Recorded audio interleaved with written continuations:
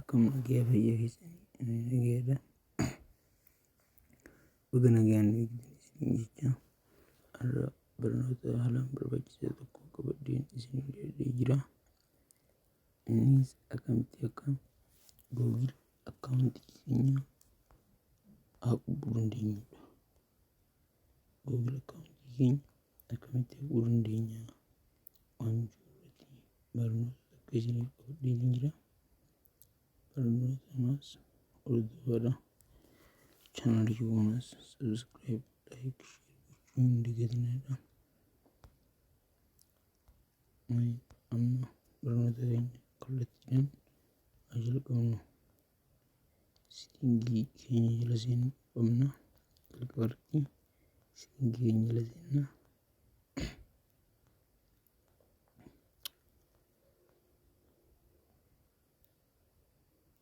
Settingii keenya jala geessine erga scroll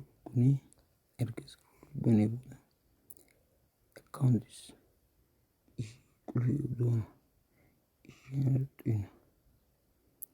Ichi booda erga accounts isheen irratti hidhne booda maal gochuun ammas accounts goona. Eega booda maali Google account keenya kan qabnu gootee nuuf sirreessaa jechuudha. Sana booda nuti kan haquu barbaannu san keessa ilaallee barbaannee haquu dandeenya. Isa Google account isa keessa kan haquu barbaanne san haquu keessa barbaannee haquu dandeenya jechuudha. Kanaaf amma isa tokko remove goonee ilaalla. Isa kana akkatti irratti hidha. Eega irratti hidhee booda maal jechisiisa remove account jechisiisa.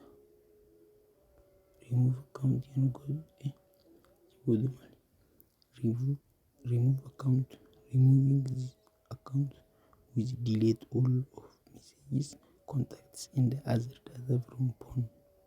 Maali isa kana messages bilbila keetirraa simii jechuudha. Isa kana remove godhii jedha. Isin remove godhuu waan barbaadaniif remove account gootan.